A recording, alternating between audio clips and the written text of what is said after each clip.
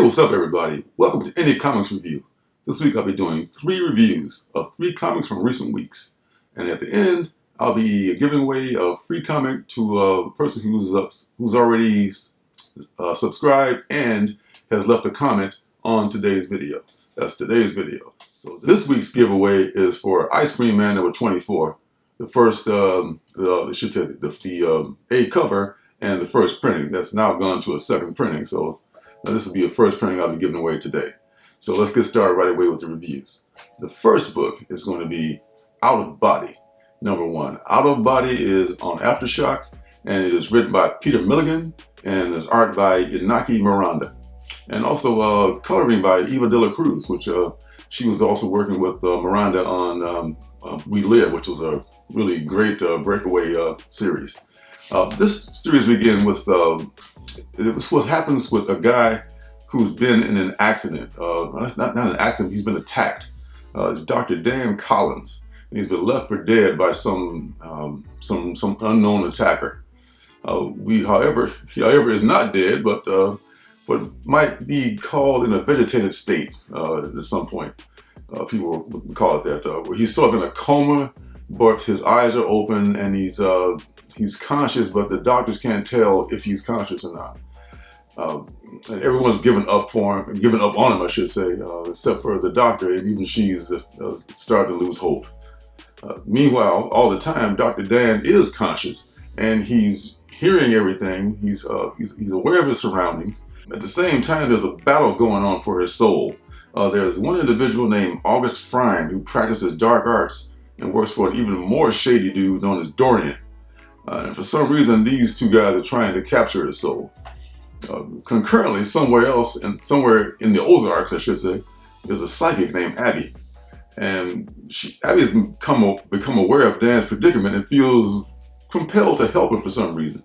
Also on the case is a lozenge-popping detective who's treating Dan's case like a murder. And he's already starting lining up suspects like he's already dead, including Dan's married girlfriend, his colleagues, and maybe some drug-addicted patients he might have. Now, this subject matter really interests me. Astral projection, the existence of a soul, as a spirit or a soul or a spirit, whatever you want to refer to it as. The thing that moves this thing around that we call a body. That's something that people question exists. I personally believe it does exist. And this book examines that phenomenon, and I really like that. I think that we're eternal spirits that inhabit these bodies from time to time. We've had several different bodies over time. I really want to see where Milligan is going with this too. What take is he going to give? He seems like he's got his own direction already planned out here.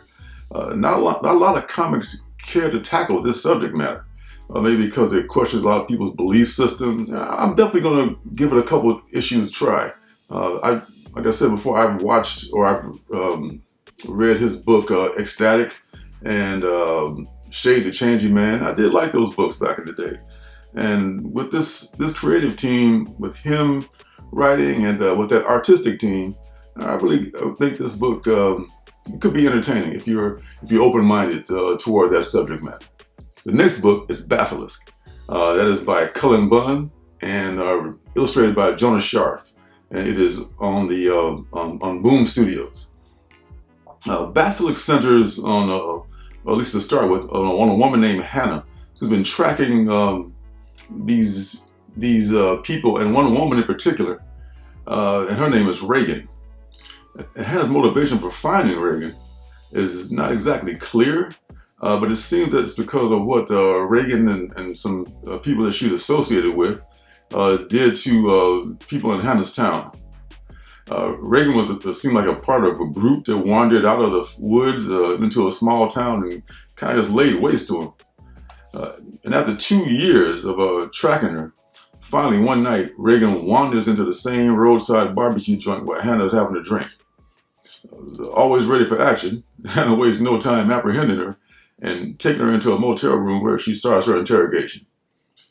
Before Hannah can get any answers, their motel room is attacked by what looks like a band of mercenaries that proceed to shoot the place up. Reagan manages to free herself and shows us the power that she keeps hidden behind that veil. Basilisk does not reveal a whole lot in the first issue. It probably revealed more in the preview review than it actually did in this first issue. In fact, at the end, I was kind of like, is that it? Is there a little bit more left? Because I really did want more. And then I thought, that was just what every comic book creator really wants. It's to leave everybody on the edge of their seat wanting more. That's the whole day of the continued story. Well, Cullen Bunn, mission accomplished. Because I definitely will be picking up issue number 2 of Basilisk. Just to find out more about Reagan's powers, the people that she's associated with, where they came from, and why is Reagan not Reagan, but why is Hannah preparing for the apocalypse? There's something else going on with that too. And then at the end, there are some people looking for Reagan as well, and they don't seem to have good intentions for her at all. So yeah, Basilisk, definitely a thumbs up for me. Next book is Osaka Mine. This one is written by Andy Levy, and art is by Hugo Araju. This is on the Behemoth label. Osaka Mine begins in Osaka, Japan. It starts off with where a couple is found brutally murdered in the Dotonbori district of Osaka. And in this world, in this universe, there's supernatural creatures that live alongside humans.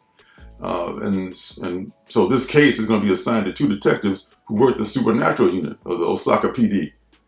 One is a chain-smoking grizzled veteran of the force. The other, a rookie who became a cop due to a childhood incident that scarred him for life. They quickly determined that this is the work of a mine. Not the cheesy French clown kind of mine, but this is a kind of a creature that is a shape-shifting being that kills people and takes on the appearance of its last victim. Catching such a kind of a killer is probably difficult, to say the least. But the veteran cop, who has good instincts, he knows where to start. So he goes to a dive bar where lowlife is pretty much the norm there. He gets a name to go on, and it turns out the mime showed up at that bar in the form of the girl that had last murdered. And he's able to identify the mime from that photo that the detective was carrying. That lead turns out to be a dead end, actually, because the bartender sent him to this warehouse that was filled with a nest of vampires. And they had to end up fight for their lives against a nest of vampires. And these were not the cool Anne Rice type of vampires. These were the 30 Days of Night kind of animalistic, large bat kind of eat you alive kind of vampire. So that was a rough fight. After surviving that encounter, they get much better intel from the leader of a satanic cult, who turns out to be a pretty good guy. And that trio takes the detectives on a hunt throughout the city, gathering clues, and they follow a trail of bodies, and it goes on and on. And as it goes on and on, the 2 detectives start to form a bond. And even though they're very different, they start to see that they have a lot in common. Osaka Mine is a prestige format graphic novel. It's a one-shot. It's very well written too, and it's kind of a fresh take on the whole hard-boiled detective angle.